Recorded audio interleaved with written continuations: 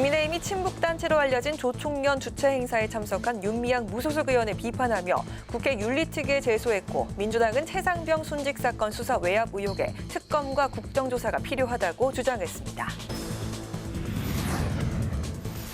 국회 과학기술정보방송통신위원회가 이동관 방송통신위원장이 처음 출석한 가운데 가짜뉴스 공방을 벌였습니다.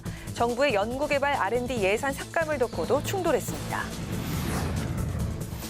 국회의장 직속 개헌자문위원회가 오늘 경기도를 시작으로 9월 한 달 동안 전국 6개 권역에서 개헌 국민 의견을 수렴합니다. 김진표 의장은 국민이 주체가 된 최소 개헌을 이루자고 독려했습니다.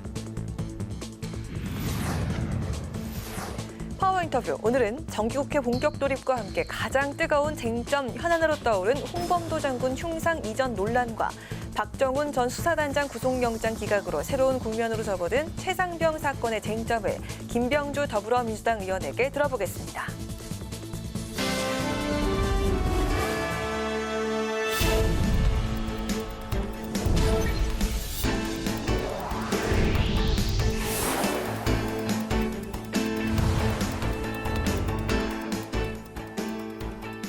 여러분 안녕하십니까? 9월 4일 월요일 국회 라이브 6 시작하겠습니다. 오늘 뉴스는 예산결산특별위원회 중계방송으로 늦게 방송합니다. 국회 예산결산특별위원회가 비경제 부처를 대상으로 지난해 정부 지출에 대한 결산 심사를 이어가기로 한 가운데 여야는 오늘도 팽팽하게 맞섰습니다. 야당은 고 최상병 순직 사건에 대한 수사 외압 의혹을 추궁했고 여당은 윤미향 의원의 조총련 행사 참석 문제를 지적했습니다. 김동희 기자입니다. 더불어민주당은 고 최상병 순직 사건 수사와 관련해 대통령실 등 윗선의 외압 없이 경찰 이첩 보류 지시가 있을 수 있었겠냐며 재차 의혹을 제기했습니다. 민주당은 박정훈 전 해병대 수사단장의 진술을 소환하며 국방부 장관 결재 하루 만에 사건 이첩이 보류된 건 대통령실 개입 때문이 아니냐고 추궁했지만 이종석 국방부 장관은 의혹을 일축하며 박 전 단장 측이 허위로 이야기한 것이라고 주장했습니다. VIP가 경로하면서 장관과 통화한 후 이렇게 되었다. 이런 일로 사단장까지 처벌하면 대한민국에서 누가 사단장을 할 수 있겠나. 이렇게 질책했다고 합니다. 다시 사령관에게 가서 문제에 예상되는 문제점 이 검토 보고를 하는 것 아닙니까? 그런 대화한 적이 없고 안보실에서도 그런 사실이 없다고 밝혔고요. 지금까지 보면은 박대령 측 그러니까 변호인을 통해서 사실이 아닌 내용을 너무나 많이 이야기를 해왔습니다. 하나 더 물어봅시다. 신뢰할 수가 없다고. 하나 더 물어봅시다. 이 장관은 군검찰의 구속영장 청구와 관련해선 박 전 단장이 수사를 거부했고 허위사실 유포가 증거인멸로 판단된 것에 따른 거라며 정당한 지시를 어기는 건 군에서 있을 수 없는 일이라고 답했습니다. 국민의힘은 윤미향 무소속 의원이 일본에서 친북단체인 제1본조선인 총연합회가 주최한 간토대지진 조선인 학살 추모식에 참석한 것을 문제 삼았습니다. 친북 세력이자 반국가 세력이라고 할 조총련 행사에 의원 외교단도 아닌 국회의원 1명 참석을 위해 국민 혈세를 써서 다녀왔습니다. 북한은 국제사회의 경고와 우려를 무시하고 올해만 18회에 달하는 미사일 도발을 자행하는 등 안보 행위를 심화시키고 있는데 또 윤 의원이 공무 국외 여행이라고 국회 사무처에 제출해 일본 대사관의 지원을 받은 것은 윤 의원이 국회 사무처를 속인 것이자 직권 남용이라고 주장했습니다. 김영호 통일부 장관은 윤 의원이 조총련 행사 참석과 관련해 통일부에 사전 접촉 신고를 하지 않았다며 현행법을 위반한 것이라고 밝혔습니다. 한편 국민의힘은 윤 의원을 국회 윤리특위에 제소했습니다. 이 밖에 예결위에선 공산당 가입 이력으로 논란이 일고 있는 홍범도 장군 관련 문제도 도마에 올랐습니다.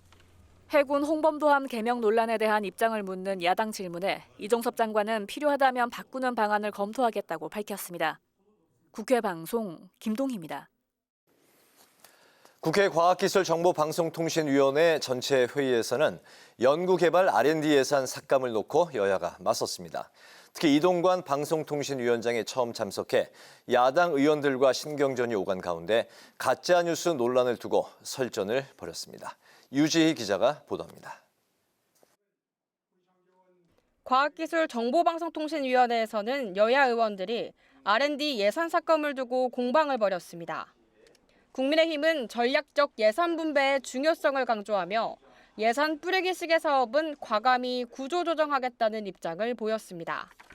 따라서 지금 현재 윤석열 정부는 R&D 관련해서 이런 어떤 기술 패권 경쟁과 글로벌 구조 전환에 맞추어서 국가적 임무에 맞추어서 나눠주기식 예산 배분이 아니라 선택과 집중을 하는 전략적 예산 배분을 해야 되는 그런 어떤 시점에 도달한 것 같습니다. 민주당은 정부가 임기 초 R&D 비중을 5%로 유지하겠다는 약속과 달리 대통령 한마디에 3%까지 줄게 됐다며 예산 삭감이 헌법에 위배된다고 주장했습니다. 자, 우리 헌법 127조 1항에 보면 국가는 과학기술의 혁신과 인력의 개발을 통해서 국민경제 발전에 노력해야 한다. 의무사항으로 돼 있어요. 과학기술의 혁신, 인력 개발. 한번 봐볼게요.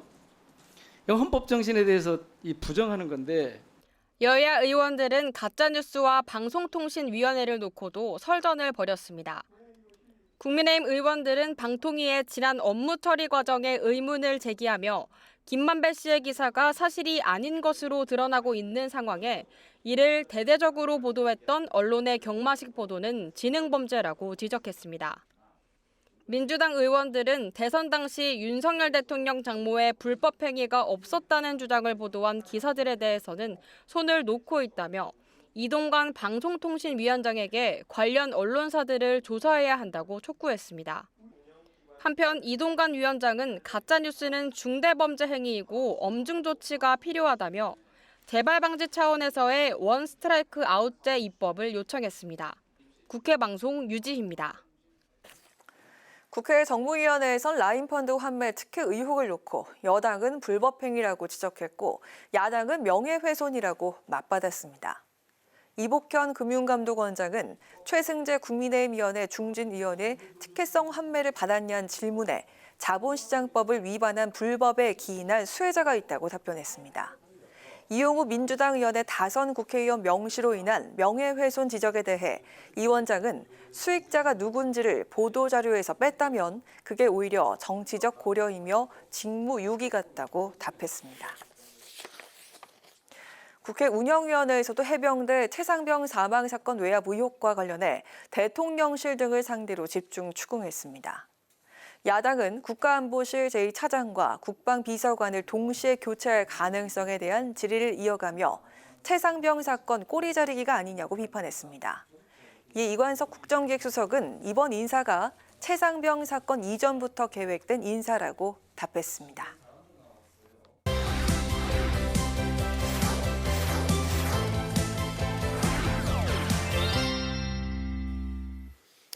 네, 오늘 이슈픽에서 여야 정치권 이슈를 좀 더 자세히 살펴보겠습니다. 김지수 아나운서 나와 있습니다. 안녕하세요. 네, 안녕하세요. 네, 이재명 대표가 이제 닷새째 단식을 이어가고 있는 상황인데 오염수 문제를 국제사회와 공조해서 풀어가겠다 이런 입장을 밝혔죠? 그렇습니다. 취임 1주년을 맞은 이재명 대표 단식 투쟁에 들어가겠다고 밝혔고요. 이제 들어간 지 5일째입니다. 네. 5일째인데 야당 대표로서의 책무는 저버리지 않겠다고 밝혔습니다. 또한 정부가 오염수에서 이 처리수로 용어 변경을 검토하는 것에 대해서 일본 제국주의 당시의 창씨 개명이라고 비난을 했고요. 일본의 오염수 투기가 모든 방사성 폐기물의 해양 투기를 금지한 런던 협약에 정면 위배된다고 주장을 했습니다. 이에 따라 국제사회가 나서서 일본의 명백한 국제법 위반을 바로 잡아야 한다. 런던 협약 88개 협약 당사국에 친서를 보내겠다고 밝혔고요. 민주당은 이와 함께 오늘 오후에 오염수 해양 투기를 중단할 것을 촉구하는 국제 공동회의도 개최를 했는데요. 이재명 대표 인사말에서 일본 정부가 핵 오염수를 바다에 투기하는 인류사에 유례없는 일을 저지르고 있다며 일본 정부를 비난했고요. 대한민국 정부와 여당이 일본 핵 오염수 방류에 사실상 동조하고 있다고 비판을 했습니다. 네, 방금 말씀하신 대로 이재명 대표가 런던 협약 당사국들에게 이제 친서를 보내겠다 이렇게 밝혔는데 국민의힘이 외교적 망신이다 이렇게 이제 비판을 했어요. 그렇습니다. 이재명 대표가 말씀하신 대로 88개국에 친서를 보내고 또 해외 전문가들과 공동회의를 오늘 여는 등 이런 여론전에 나서고 있는데요. 이를 네. 비판을 했습니다. 먼저 김기현 대표, 친서를 보내겠다는 이재명 대표의 예고에 대해서 국격을 실추시키기 위한 외교 자해 행위라고 비난했는데요.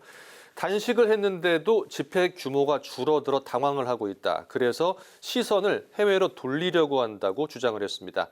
또 단식 농성장 앞에 정치 유튜버들이 방문한 것에 대해서 국회를 극단 성향 유튜버들의 놀이터로 만들었다고 비판했습니다. 강민국 국민의힘 수석 대변인도 이 국정 발목 잡기로도 모자라 이제는 외교 자해 행위까지 저지르는 이재명 대표와 민주당의 행태에 이 네. 분노를 금할 수가 없다고 밝혔습니다. 그렇군요. 한편 이재명 대표가 오늘 그 대북 송금 의혹에 대한 조사를 받기 위해서 검찰 출석이 예정돼 있었는데 불발이 됐어요. 그렇습니다. 이제 원래 오늘 받기로 했었는데 이재명 대표는 국회 일정 등을 이유로 해서 오늘 오전에 2시간만 받겠다. 네. 이렇게 밝혔는데 이제 검찰이 이를 거부를 하면서 이 조사가 불발됐고요. 이에 검찰은 이 충분한 시간을 두고 출석을 요청했지만 끝내 네. 2회 연속 불출석한 결과에 대해서 유감을 표했습니다.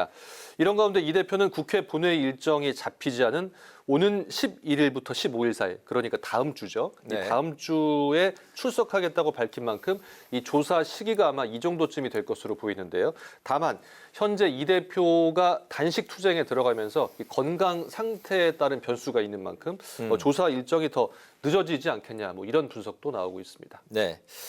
오늘이 그 서울 서희초등학교 교사 숨진 교사의 49제인데 곳곳에서 지금 추모 행사가 열리고 있습니다. 네.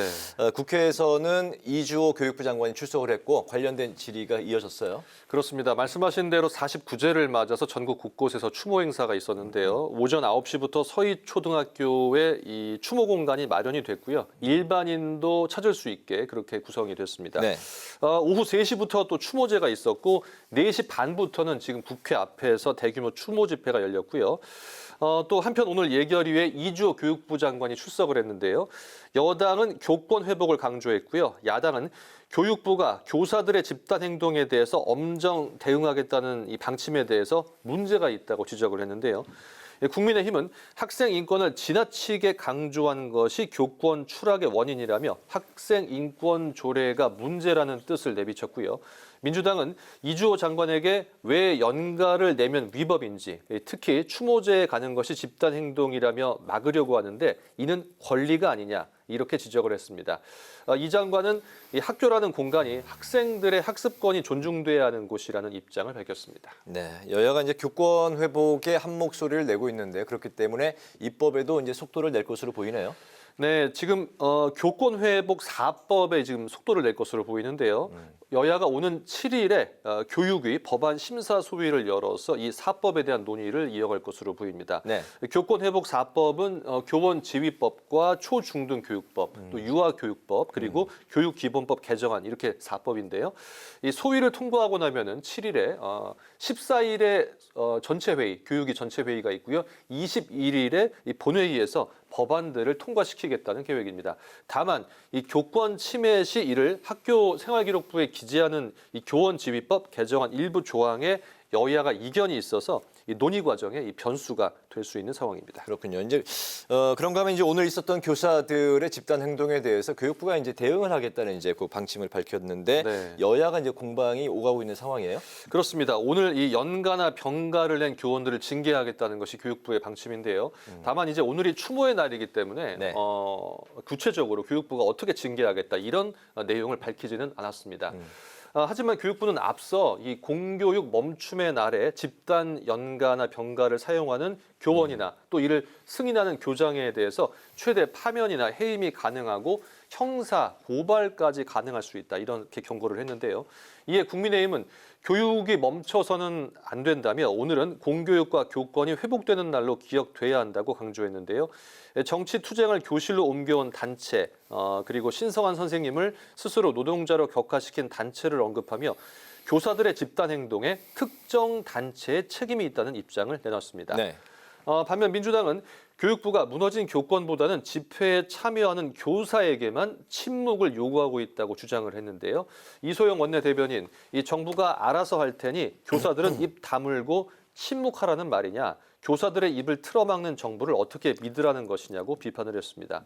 한편 서희 초등학교 교사에 이어서 지난달 31일과 지난 3일에 또 연달아서 이 교사 3명이 목숨을 스스로 끊으면서 네. 당분간 교육 현장의 추모 열기와 이를 둘러싼 여야의 대립은 계속될 것으로 보입니다. 네, 오늘 이슈픽은 여기까지 듣도록 하겠습니다. 김지수 아나운서 수고 많았습니다. 네, 고맙습니다.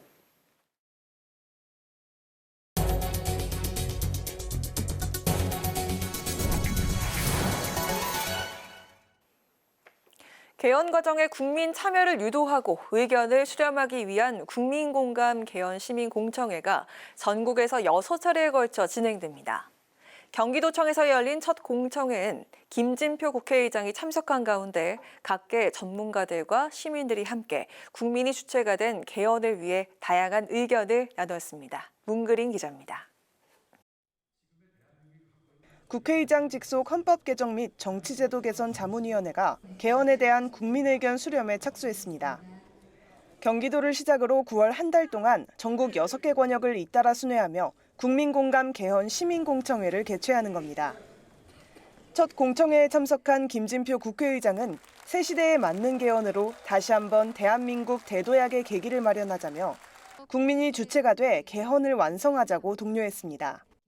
국민이 주체가 되어서 개헌의 방향을 설정하고 수기를 통해 개헌의 내용을 완성하는 국민 개헌 시대의 첫 발을 힘차게 내디딥시다. 김 의장은 특히 전면적인 개헌은 이해관계가 얽혀 불필요한 갈등을 불러올 수 있는 만큼 최소한의 개헌을 이루기 위해 개헌 절차법을 제정해 상시적이고 단계적인 개헌 절차를 마련하자고 강조했습니다.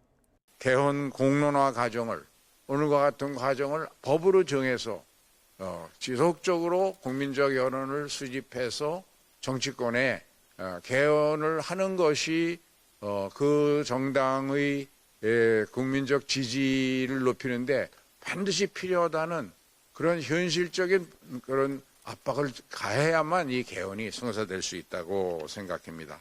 공청회에서는 대통령 4년 중임제와 국무총리 국회 복수추천제, 국회의원 불체포 특권 폐지 등 김 의장이 제안한 최소 개헌 의제들이 논의에 올랐습니다.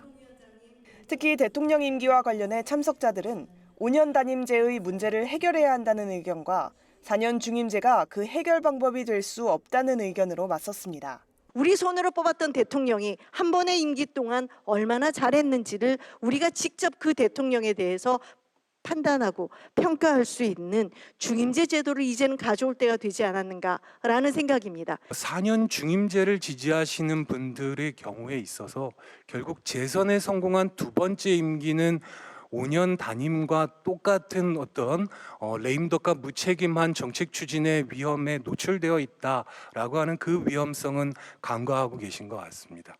국회 방송을 통해 볼 수 있는 국민공감 개헌 시민공청회는 오는 14일 강원권, 15일 충청권, 22일 경북권, 25일 경남권, 마지막으로 26일 호남 제주권의 의견을 수렴해 개헌에 대한 국민 참여에 시동을 걸 예정입니다. 국회 방송 문그린입니다. 김기현 국민의힘 대표가 추석을 앞두고 임금체불 문제를 해결하기 위한 민생 행보를 펼쳤습니다. 김 대표는 서울지방노동청에서 현장 간담회를 갖고 임금체불 행위가 악덕 기업으로까지 연결되면 이는 심각한 범죄 행위라며 악덕 저질 사례에 대해선 정부가 무관용 원칙으로 단호하게 대응해 줄 것을 당부했습니다. 이정식 고용노동부 장관은 노동자들이 따뜻한 추석 명절을 맞을 수 있도록 정부는 체불 예방과 조기 정산 대책을 마련해 시행에 들어갔다고 밝히면서 상습적이고 고의적인 체불 사업주에 대해서는 엄중한 사법 처리가 원칙이라고 설명했습니다. 더불어민주당이 일본 후쿠시마 원전 오염수 방류와 관련한 국제공동회의를 주최하고 국제연대를 본격화했습니다. 이번 회의는 오염수 방류 철회를 위해 국내외 여론을 모으고 국제연대를 확대하기 위해 마련됐으며 우리나라와 미국, 중국, 일본 등 오염수 투기를 반대하는 관계자들이 직접 또는 화상으로 참여했습니다. 단식 중인 이재명 대표도 참석해 우리 모두가 힘을 합친다면 일본의 무도한 해양 투기를 중단시킬 수 있을 것이라고 국제사회의 동참을 촉구했고 참석자들은 오염수 방류와 관련한 각국의 상황을 공유하고 공동 대응과 협력을 결의했습니다.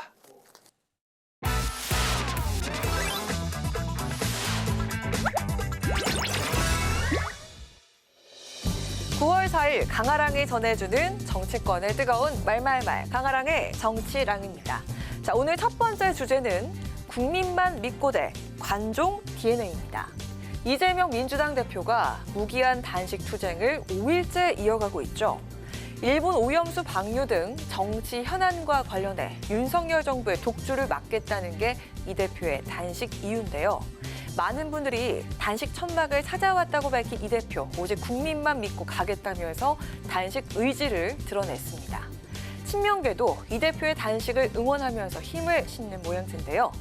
일일 동조 단식 참여가 이어지는 분위기입니다.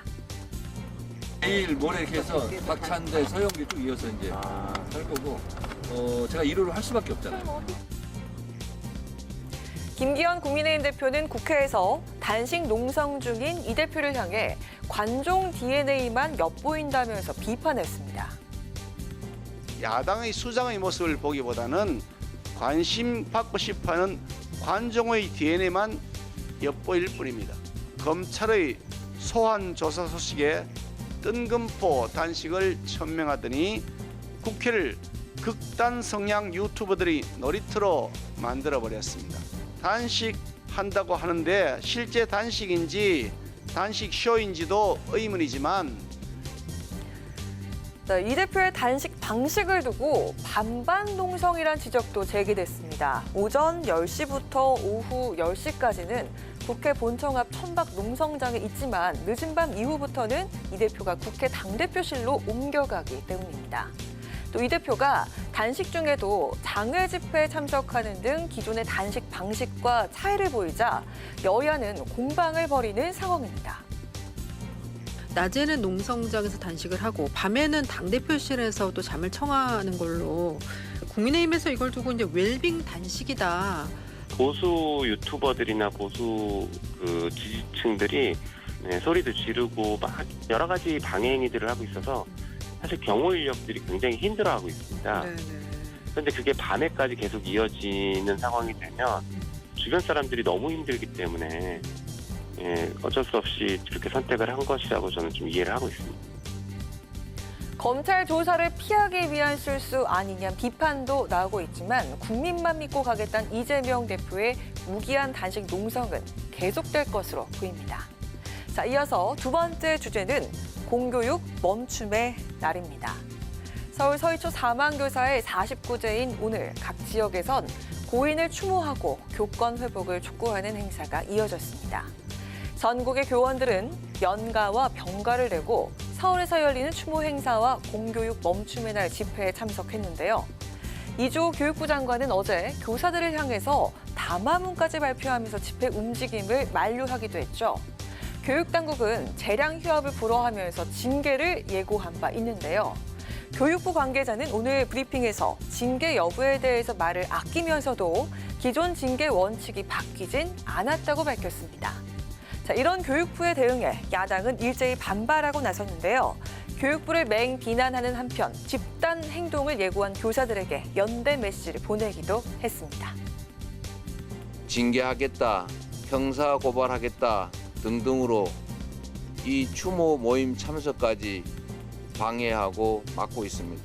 교사들의 곁에 서서 그분들의 슬픔과 그분들의 억울함을 귀 기울여 듣고 어떻게 하면 그 문제를 해결할지에 대해서 진심으로 함께 논의해야 합니다. 교육부는 인륜을 저버렸습니다. 사고제에 불법 딱지를 붙이니 제정신입니까? 추모하는 이들은 파면하겠다며 색출 운운하고 적반하장으로 나오고 있는 것입니다. 어처구니 없는 탄압에 공권력을 낭비할 것이 아니라 악성 민원 대처와 교원 기본권 보호를 위한 대응 방안 마련에 먼저 신경 써야 할 것입니다. 여당은 교사들의 집단 행동으로 교육 일정에 차질을 빚을 수 있다는 점을 우려했습니다. 박대출 정책위 의장은 공교육이 멈춰선 안 된다면서 오늘을 공교육과 교권이 회복되는 날로 기억해야 한다면서 강조했습니다. 오늘을 공교육 멈춤의 날이라고 했는데 교육이 멈추어서는 안 됩니다. 공교육과 교권이 회복하는 날로 기억되어야 합니다. 네, 윤 대통령도 오늘 수석비서관 회의를 통해서 현장 교사들의 목소리를 새겨들어 교권 확립과 교육 현장의 정상화에 만전을 기해야 한다고 지시했는데요. 교권 회복에 한 목소리를 내고 있는 여야, 교육위원회에서 교권 회복 4법 입법에 속도를 낼 계획입니다. 늦어도 오는 21일 본회의에서 관련 법안들을 통과시키겠다는 방침인데요. 교권을 위한 정치권의 움직임에 더 이목이 집중되고 있습니다. 지금까지 강아랑의 정치랑이었습니다.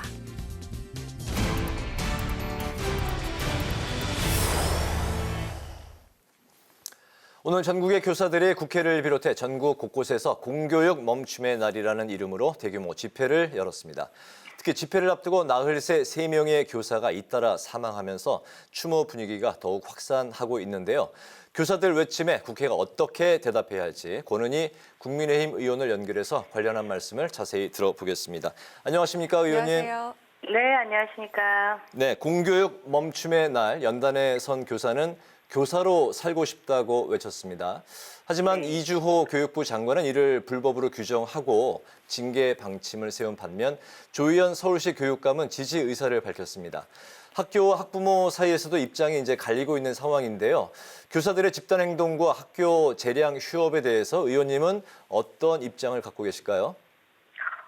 기본적으로 오늘 49제 추모 집회에 저뿐만 아니라 이태규 의원, 정경희 의원도 함께 참여를 지금 하고 왔는데요. 선생님들이 느끼는 이 교육부와 교육청의 이 철저한 현장 외면, 그리고 그 속에서 홀로 악성민원을 대해야 되고 방치된 선생님들의 이 절망과 분노에 공감합니다.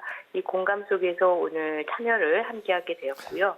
하지만 이 선생님들이 절망과 분노에 매몰되지 않고 우리 사회에 다양한 이 현장에 무너지는 상황들이 발생하고 있습니다. 이런 이 다양한 이 현장의 상황들을 좀 더 종합적으로 이해하려는 그런 노력을 함께 해주셨으면 좋겠다라는 생각이고요. 또한 그 교육부와 교육청에 대한 오늘 불신을 추모 집회에서 많이 표출을 해주셨습니다. 당연히 불신할 수밖에 없는 상황이고 불신이 마땅한데요. 그럼과 동시에 또한 선생님들께서도 신뢰를 주지 못한 그런 곳이 있는지 이런 것도 함께 살펴주시는 그런 섬세함도 함께 있었으면 하는 그런 입장입니다. 네. 네, 이 교사들의 비통한 마음 정말 커 보이는데요. 국회는 물론이고 여야정, 시도교육감 협의체도 교권 보호의 속도를 지금 내고 있습니다. 입법 논의 계획과 함께 의원님이 발의하신 교원보호 특별법, 이 제정안은 어떤 내용을 담고 있는지 간략하게 설명 부탁드리겠습니다. 네, 지난 12월에 초중등교육법을 개정을 해서 학생들이 문제행동을 했을 경우에 선생님들이 생활지도를 할 수 있는 권한을 부여를 했습니다. 네. 근데 여기에서 그쳐서는 현장의 여러 선생님들의 어려움이 해소되지 않기 때문에 이 선생님들의 정당한 생활지도에 대해서는 아동학대 등의 고소가 있다고 하더라도 수사기관이 정당한 생활지도의 범위와 방식 내의 생활지도에 대해서는 수사 개시를 하지 않을 수 있도록 하는 그런 규정을 두고 있고요. 또한 정당한 생활지도에 불응하는 학생과 학부모에 대해서는 교권 침해로 보아서 필요한 조치를 할 수 있도록 하는 그러한 입법안을 제출을 했습니다.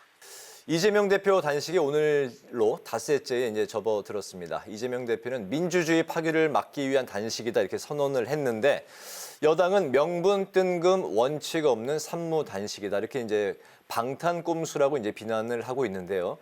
이재명 대표의 단식 의원님은 어떻게 지켜보고 계십니까? 방탄과 관련해서 일단은 지금 국회에서의 체포 동의안과 관련된 정쟁이 계속되고 있는데 사법부의 그 관점에서 봤을 때는 구속 사유와 관련해 가지고는 구속 사유에 해당한다라고 보기는 어려울 수 있지 않을까라는 그런 생각이 듭니다. 그래서 방탄을 위한 단식이다라고까지는 보여지지는 않는데요. 다만 제가 보기에는 공정권을 지키기 위한 단식 아닌가 이렇게 보여집니다.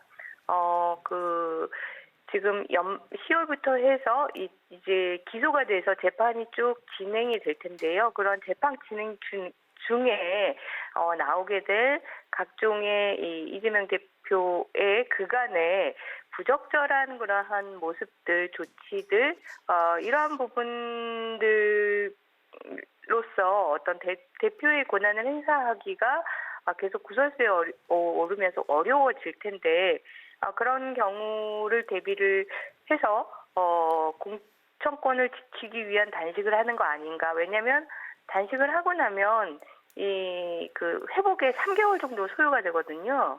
한 3개월 정도가 소요되는 기간이라는 그거는 재판에 일정의 기장을 주는 그런 기간일 수가 있고, 재판이 수년돼 버리기 때문에 그 결과 어떤 공천권을 행사하는 데 있어서의 잡음은 최대한 뒤로 미룰 수 있다라는 그런 시기적인 그런 이익이 있을 수가 있고, 그래서 공천권 지키기 위한 단식이 아닌가, 저는 그렇게 보고 있습니다. 네. 네.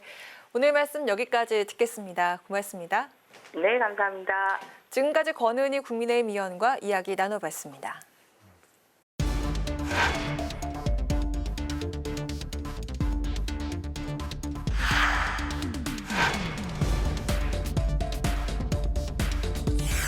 공상을 1cm라도 옮긴다면 우리는 용납하지 않을 것이다. 진정 홍범도 장군의 명예를 생각한다면 이제라도 이념 논쟁을 즉각 멈추기 바랍니다.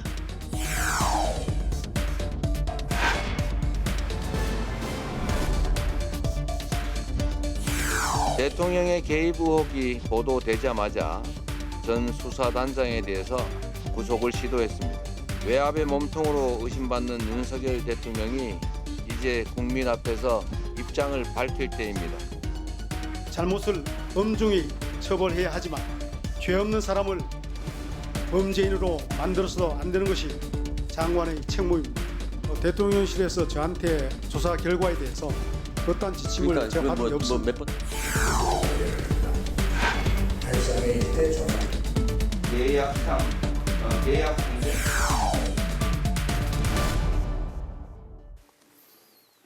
국회가 정기국회에 돌입한 가운데 상임위와 내일부터 시작될 대정부 질문에서 여야 충돌이 예고되고 있습니다. 특히 현재 국회에서 가장 뜨거운 쟁점이 홍범도 장군 흉상 이전과 최상병 사건 의혹이라고 할 수가 있을 텐데요. 날선 공방 속에서 이 두 가지 사안을 어떻게 풀어갈 계획인지 김병주 더불어민주당 의원께 들어보도록 하겠습니다. 의원님 반갑습니다. 어서 오십시오. 네, 안녕하세요. 네. 홍범도 장군은 레닌과 볼셰비키즘 신봉자라서 국군의 사표로 삼을 수가 없다. 본보기를 삼을 수가 없다. 독립투사 흉상이 이제 독립기념관으로 가면 된다. 이게 이제 국방부와 여당의 현재 입장인데요. 의원님이 또 육사 40기 출신이기 때문에 현재 육사 이전과 관련한 문제에 더 뜨겁게 관심이 있으실 거라 생각이 듭니다. 홍범도 장군의 공산당 이력이 육사 설립 취지와 어긋난다. 이 부분 의원님은 좀 어떻게 생각하실까요? 네, 육군 사관학교는 위국 헌신 군인 본분, 나라와 국가를 위해서 목숨까지 바친다라는 이런 신념하에 미래 장교를 양성하는 기관입니다. 네. 그런데도 불구하고 지금처럼 독립 영웅들에 관련돼서 정쟁에 휘말려 있잖아요. 네. 여기에 대해서 대단히 저는 우려합니다. 왜냐하면 육사는 순수 학문을 연구하고 순수한 군인을 만드는 겁니다. 정권에 따라서 이랬다 저랬다 생각이 바뀌게 해서는 안 되는 겁니다. 네. 그래서 그런 측면에서 많이 우려가 되고요. 사실 지금 윤석열 정부에서 이념 전쟁을 하고 있지 않습니까? 그리고 친일 관계 개선을 하면서 일본의 모든 것들을 양보하고 있고요. 그런 가운데서 독립 영웅들까지 지우기를 하고 있는데 말이 오락가락해. 처음에는 흉상 5인의 독립 영웅을 다 철수하겠다라고 하다가 여론이 막 들끓으니까 홍범도 장군만 딱 찍어서 나머지 분들은 내부는 육사 안에 박물관이나 이런 데로 이전을 하고 홍범도 장군만 어디니까 독립기념관으로 옮기겠다는 거예요. 이분들은 같은 전우였습니다. 청산리 전투할 때는 홍범도 장군도 참여했고 김자진 장군님도 참가하고요. 마치 이상가족을 시켜놓는 것 같아요. 순국 선녀를 분리시켜 말이 안 되는 거죠. 사실 홍범도 장군은 이미 60년 전부터 검증이 끝나신 분이에요. 박정희 정권 초기에 1962년에 건국훈장을 받았었고요. 그리고 실질적으로 쭉 노태우 정부 때부터 유해 송환을 위해서 노력했고 김영삼 정부에서도 했고 김대중 정부 때는 국방부 앞에 흉상을 국방부 합창 건물 앞에 흉상을 만들었어요. 네. 그리고 또 박근혜 정부 때는 2016년에 홍범도 함이라는 잠수함까지 만들어서 이미 오랫동안 이분들에 대해서 이렇게 해왔는데 갑자기 이렇게 홍범도 장군 지우기 색깔론으로 이렇게 가고 있어서 너무나 안타깝다고 볼 수가 있죠. 네, 의원님께서 그 육사 출신인 건 많은 사람들이 네. 또 익히 들어 알고 계시겠지만 여당 측에서도 그 한기호 의원과 신원식 의원이 있습니다. 네. 이 두 분이 그 흉상 설치 때부터 논란이 있었는데 지난 정부가 이 흉상 설치를 강행했다 네. 이렇게 이야기를 하고 있거든요. 모든 것들이 처음에 뭘 설립을 할 때는 소수의 반대론자는 있어요. 흉상을 설치하던 2016년도에 저는 현역으로 있었고 그분들은 예비역이었어요. 네네. 그래서 너무 잘하는데 이미 그때는 국민적인 공감대가 군과 육사의 뿌리를 독립군에 둬야 된다라는 큰 공감대가 형성됐어요. 왜냐하면은 헌법 정신에 따라서죠. 헌법에는 임시정부의 법통을 이어받는다라고 되어 있기 때문에 임시정부 때 활동했던 독립군과 강복군의 뿌리를 찾은 거죠. 그런데 군도 사실은 초기에는 군이 창설이 되고 육사가 초기에 만들어졌을 때는 독립군과 강복군의 뿌리를 찾았어요. 그런데 6.25 전쟁을 거치면서 좁아들어서 6.25 전쟁 이후를 많이 조명이 된 겁니다. 그래서 이제 시대가 바뀌면서 그것이 헌법과도 불일치하니 독립 영웅들을 다시 이렇게 조명하자 해서 국민적인 공감대가 가운데 이루어졌고 반대론자는 아주 소수였는데 윤석열 정부 들어와서 한일 관계가 좋아지고 이념 전쟁을 하니까 이 기류에 편승해서 소수의 목소리가 조금 더 커지면서 이러한 것들을 하고 있는 거죠. 역사 지우기와 이런 것들. 네, 또 관련해서 여러 가지 네. 그 소문, 이야기들이 또 있는데 네. 백선엽 장군과 또 메가더 장군 흉상이 세워진다 이런 얘기가 있었는데 네. 이종섭 장관은 뭐 계획이 없다 이렇게 밝히기도 했고요. 네. 한미 동맹 파크를 만든다 이런 얘기도 있었고 충무관 내 독립운동가들의 방도 개편된다 이런 이야기들이 있는데 이게 네. 현실성 있는 이야기일까요? 네, 지난주 금요일 날 네네. 우리 민주당 국회의원, 국방위 의원들이 육사를 항의 방문했어요. 그리고 그런 것들을 하긴 했는데 동맹파크는 현재 만들고 있었습니다. 그래서 동맹파크는 어디에 만드는가 하면은 거기에 외국인으로 유일하게 동상이 있습니다. 육사에 벤프리트 장군상인데 이분은 6.25 전쟁 때 미 8군 사령관을 하시면서 육군 사관학교를 건립했어요. 전쟁 중에도 미래 장군 양성해야 된다 해서 진해에서 건립했기 때문에 그분은 동상이 있었는데 거기에다가 옆에 이제 그동안 미국의 육군 사관학교를 나와서 한국 전쟁에서 전사하신 전사자 추모비가 있었어요. 그걸 옮기고 벤프리트 장군의 아들분도 한국 전쟁에 참전했는데 전사를 했습니다. 그런데 아들분의 그 동상은 오산에 있다고 그래요. 오산 기지에 그분 거를 옮기는 그런 계획을 가지고 있고 아마 최초에는 백선엽 장군, 메가더 장군 동상을 세우려고 한 것 같은데 여론이 안 좋아지니까 학교장한테 물었더니 메가더와 백선엽 장군 동상은 계획이 없다 하더라고요. 저는 그 정도라면은 뭐 그렇게 큰 문제는 없다. 그 봐요. 메가더 장군이나 백선엽 장군 동상을 세우면 또 여러 가지 그 국론 분열이 되고 또 이런 정치에 휘말리잖아요. 그런데 현재 있는 동상을 옮겨서 그렇게 모아놓는 소규모 한미 동맹 파크는 큰 뭐 무리가 없다라는 생각을 했었고요. 그 다음에 이제 조금 전에 말씀하신 흉상만 옮기는 것이 아니라 교수부 건물이 있습니다. 육군 사관생들이 교육받는 교실이 있고 그 안엔 세미나실도 있고 휴게실도 있잖아요. 네. 그럼 그런 세미나실이나 휴게실 벽면을 공간을 이용해서 홍범도 장군관 또는 뭐 이혜영 선생관 뭐 이렇게 해서 그분들의 일대기, 그분들의 전쟁에서 싸운 전쟁 요도 벽에 온통 사면을 그런 걸로 장식을 그런 걸로 해놔요. 그럼 생도들이 세미나실에서 그분들 공부를 할 수가 있잖아요. 이것을 다시 없애고 재편한다는 거예요. 그러니까 이것은 흉상만 옮기는 것이 아니라 육군사관학교 교육용으로 교실이나 세미나실에 해놓는 이런 것들도 없앤다고 하니 이것은 바로 역사지우기의 일환이 아닌가, 독립전쟁에. 그래서 이것은 저는 절대 반대고요. 그래서 민주당 의원들도 가서 현재 윤석열 정부가 백지화를 잘하는 정부잖아요. 그래서 백지화라 그동안 보십시오. 초등학교 5살 학년 나이 조정한다고 딱 졸속으로 발표했는데 여론이 안 좋아지니까 백지화했죠. 양평 고속도로 뭐 했는데 보니까 거기 윤석열 처가의 땅들이 있어서 의혹이 있으니까 백지화했잖아요. 이번 것도 지금 국민 여론이 안 좋고 하니까 빨리야. 백지화해라.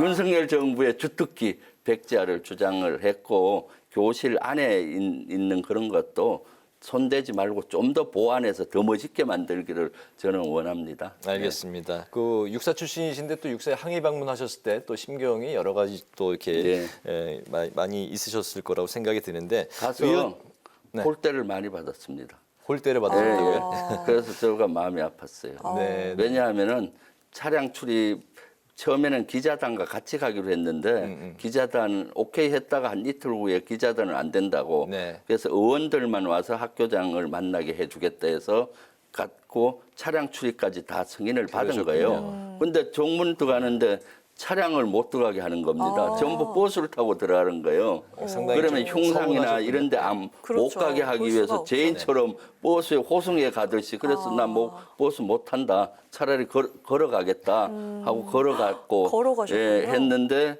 가서 이제 흉상 앞에서 논의를 했는데 국방부에서 아주 악의적인 이런 걸 발표했어요. 마치 우리가 허락도 안 받았는데 뭐 정문에서 어떻게 했다. 또 고성을 질러서 뭐 생도들의 수업을 방해했다. 사실과 전혀 다른 이런 것들을 해서 아주 지금 아마 윤석열 대통령이 강요들 보고 싸우라고 하니까 지금 국방부가 우리 국회의원 다 싸우는 꼴이 되고 있어요. 전쟁선포처럼. 그럼 국민과 싸우는 형태가 되는 겁니다. 그래서 이것은 제가 정식으로 국방부에 항의할 예정입니다. 그러시군요. 의원님께서 이제 홍범도 장군 흉상에는 대통령실이 있다. 최근에 이제 그렇게 이제 발언을 하신 게 맞죠? 대통령이 있다는 가 대통령실이 있다. 대통령실과 계도를 같이 하는 거죠. 그 윤 대통령이 이제 국무회의 이제 비공개 시간에 이제 그 발언을 한 게 정무적 판단보다는 이제 이념이 중요하고 잘못된 것을 놔두는 게 옳은가 그렇기 때문에 누군가 해야 할 일이면 하겠다 뭐 이렇게 발언을 했는데 요 발언에 대해서는 좀 어떤 말씀을 하실까요? 지금 윤석열 대통령은 이념 전쟁을 선포한 것 같아요. 실제 한 50년 전 사고에 머물러 있는 것 같습니다. 지금 민생이 얼마나 어렵습니까? 그리고 경제 위기설도 오고요. 해야 될 것이 너무 많은데 지금 이념 전쟁을 하면서 마치 공산주의 색출 작업처럼 이렇게 하고 있지 않습니까? 그러니까 이런 분위기에 편성해서 육군사관학교나 군도 이러한 역사 지우기를 하는 것이죠. 부안해동하면서. 그래서 그런 것들이 아주 안 좋다고 봐요. 그래서 이런 모든 것은 대통령의 눈치를 보면서 대통령의 뜻에 따라서 이렇게 안 좋은 형태로 움직이고 있어서 지금 민주주의도 후퇴하는 거고 군도 이러한 본받아야 될 사람들이 또 이렇게 역사 지우기가 되고 있죠. 생각해 보십시오. 육사 생도들이 홍범도 장군님 존경했는데 정권이 바뀌니까 또 존경의 대상이 아니에요. 그럼 또 정권 바뀌면 또 원위치시킬 거 아니에요? 그래서는 안 된다는 거죠. 네. 네. 자, 이제 이어서 또 다른 쟁점인 최상병 사건으로 넘어가 보도록 네. 하겠습니다. 그 항명과 상관 명예훼손 혐의로 입건된 박정훈 전 수사단장의 구속영장이 기각이 됐는데 이례적인 기각 결정인 것 같은데 이거 어떤 의미로 받아들이십니까? 기각이 된 것은 당연한 거죠. 그런데 대다수는 저도 기각이 되지 않고 혹시 군 판사들도 여기에 알아서 네. 이렇게 움직이지 않을까 했는데 천만다행입니다. 만약 그것이 기각이 안 되고 받아들였다면은 군의 명예와 군의 신뢰는 땅바닥에 떨어졌을 겁니다. 또 이렇게 기각된 이유는 그만큼 무리한 군 검찰의 수사가 있었다고 보고요. 참 군 검사들의 이런 수사가 초기에 너무 황당합니다. 박정훈 대령을 처음에 입건시킨 게 뭐였는지 아십니까? 집단항명 수괴죄입니다. 네. 어마무시한 내란이나 반란이 일어났을 때 하는 거예요. 실제 그 정도. 네. 제가 39년 동안 그런 얘기를 들어보지는 못했어요. 그래서 국방부 장관한테 어떻게 해서 이런 어마무시한 죄를 씌웠느냐 했더니 3명한테 전화를 했는데 그러니까 수사단장하고 그 밑에 있는 강력수사대장 수사관한테 전화를 했는데 3명 다 전화를 안 받더라는 직접 거예요. 전화를 하셨다고요? 누가 했는지는 안 밝혔는데 네네네. 아마 전화를 했는데 전화가 안 됐다. 그래서 어디선가 자기들끼리 모의를 하는 것 같다. 그래서 집단항명수괴죄로 입건한 거예요. 네. 그래서 나중에 해서 진술서를 받아보니 집단항명수괴죄가 아니라 전 수사단장 지시에 의해서 광역수사대장하고 수사관이 이첩시킨 걸로 보여서 2명은 풀어주고 박 대령은 집단항명수괴죄에서 항명으로 바뀐 겁니다. 이유로. 얼마나 이것이 진짜 부당하고 무리한 수사입니까? 네, 알겠습니다. 이종섭 이제 국방장관 말씀하셨는데 최상병 사망에 대해서 해병대 사단장 등에게 업무상 과실치사 적용이 어렵다고 이제 판단을 해서 수사 결과 재검토를 지시했다고 이제 밝혔는데 또 용산과 이제 통화설에 대해서는 국방부와 대통령실은 보고 자체가 없었다. 이게 박 전 단장의 일방적 주장이다 이런 입장인데요. 네. 어떤 생각이실까요? 박 전 단장의 일방적인 주장이라고 하는데 네. 그것이 사실로 거의 확인이 돼 갔잖아요. 지난주 운용위에서 거의 많이 퍼즐이 맞춰졌어요. 박 전 단장 주장 중에 31일 날 그것이 바뀐 것이 뭡니까? 대통령실에서 수석 비서관 회의에서 바뀌었다 하잖아요. 네. 대통령이 노발대발하고 전화했다. 네. 수석 비서관 회의를 한 것이 사실이었고 수석 비서관 회의도 국가안보실만 한 거예요. 다른 실이 네. 들어온 게 아니라. 그리고 그때 국방비서관이 보고를 했더라고요. 현안에 대해서 처음에는 보고 안 했다고 해서 현안 보고하지 않았냐니까 네. 현안 보고했다 하고 수사에 대해서는 안 했다고 딱 잡아뛰더라고요. 그까지 퍼즐이 맞춰져서 이것은 상식적으로 그날 당연히 국방부의 가장 중요한 일이 오후 2시에 그날 11시 정도 회의를 했는데 바로 3시간 후에 국방부에서는 수사 결과를 발표하고 이첩 결과를 언론에 브리핑하기로 돼 있었어요. 언론 2시 브리핑하면 모든 방송에서 나올 거 아닙니까? 그럼 대통령이 방송을 통해서 알았다면 어떻게 했어요? 8명이 과실치사에 당연히 보고했는데도 불구하고 했을 정황 있는데도 불구하고 안 했다고 잡아뛰는 거죠. 그것까지 퍼즐이 맞춰졌고 그런 것입니다. 네, 보고를 했을 것이다라고 네. 이제 생각을 하신다는 거죠. 내일부터 이제 대정부 질문이 시작이 되는데 이제 한미일 정상 외교 결과를 놓고 여야 간에 이제 또 네. 공방이 있을 것 같습니다.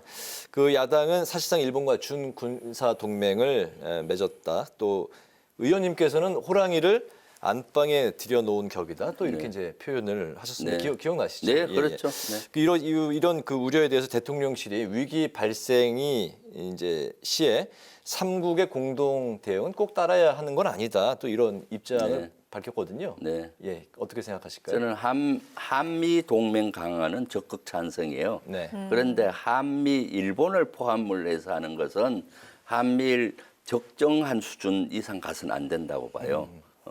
예를 들면 지금까지 역대 진보 보수 정부가 유지했던 거는 북한의 핵미사일에 대한 정보 공유 정도죠. 네. 같이 훈련하고 그런 거는 반대고요.